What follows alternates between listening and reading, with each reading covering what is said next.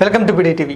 AP cabinet సమావేశం కొద్దిసేపటిమే ముగిసింది. ముఖ్యమంత్రి నారా చంద్రబాబు నాయుడు అధ్యక్షతన ఉదయం 10 గంటలకు ప్రారంభమైనటువంటి మంత్రి మండలి సమావేశం కొద్దిసేపటిమే ముగిసి కొన్ని కీలకమైనటువంటి హామీలకైతే ఆమోద ముద్రను అయితే వేయడం జరిగింది. ముందుగా నారా చంద్రబాబు నాయుడు ముఖ్యమంత్రిగా బాధ్యతలు చేపట్టిన వెంటనే తొలి 5 సంతకాలను అయితే పెట్టడం జరిగింది. ఈ 5 సంతకాలకే ఈ సమావేశంలో మంత్రి మండలి సమావేశంలో ఆమోద ముద్రను అయితే వేయడం జరిగింది.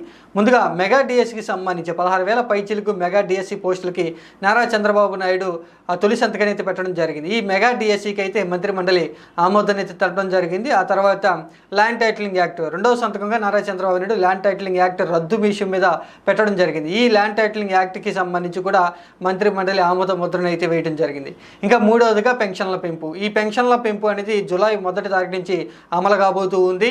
3,000 ఇచ్చేటువంటి పెన్షన్ అయితే 4,000 పెంచుతూ నిర్ణయం తీసుకోవడం జరిగింది. గతంలో దీనికి సంబంధించి కూడా పెన్షన్ల పెంపుకి సంబంధించి కూడా మంత్రి మండలి ఆమోద ముద్ర అయితే వేయడం జరిగింది. ఇంకా 5వది అన్నా క్యాంటీన్ల ఏర్పాటు. ఈ విషయం గురించి కూడా నారా చంద్రబాబు 4వ సంతకంగా అయితే ముఖ్యమంత్రిగా బాధ్యత చేపట్టిన వెంటనే పెట్టడం జరిగింది. ఈ అన్నా క్యాంటీన్లకు కూడా మంత్రి మండలి అయితే ఆమోదం తెలపడం జరిగింది. అతి త్వరలోనే అన్నా క్యాంటీన్లు ఏపీలో అయితే దర్శనం కాబోతూ ఉన్నాయి. ఇంకా 5వదిగా స్కిల్ గణన. ఈ స్కిల్ గణనకు సంబంధించి కూడా మంత్రి మండలి ఆమోదం తెలపడం జరిగింది.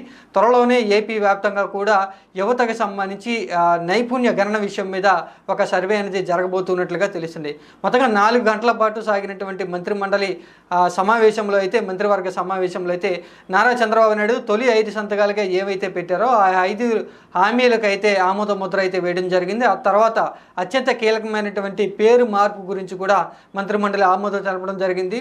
విజయవాడలో ఉన్నటువంటి వైఎస్ఆర్ హెల్త్ యూనివర్సిటీ పేరును ఎన్టీఆర్ హెల్త్ యూనివర్సిటీగా మార్పు చేసేందుకు మంత్రి మండలి ఆమోద ముద్ర అయితే వేయడం జరిగింది. గతంలో వైసీపీ పార్టీ ప్రభుత్వం అధికారంలో ఉన్నప్పుడు ఎన్టీఆర్ హెల్త్ యూనివర్సిటీ పేరునైతే మార్చి వైఎస్ఆర్ హెల్త్ యూనివర్సిటీగా మార్చడం జరిగింది. ఇప్పుడు తెలుగుదేశం పార్టీ అంటే ఎన్డీఏ కూటమి అధికారంలోకి వచ్చిన వెంటనే మంత్రి మండలి ఆమోద ముద్ర వేస్తూ కూడా వైఎస్ఆర్ హెల్త్ యూనివర్సిటీ పేరును ఎన్టీఆర్ హెల్త్ యూనివర్సిటీగా మరలా తిరిగి పేరునైతే పునరుద్ధరణ చేయబోతూ ఉన్నారు. మొత్తంగా ఈ అంశాలకు సంబంధించి మంత్రి మండలి ఆమోద ముద్ర అయితే వేయడం జరిగింది.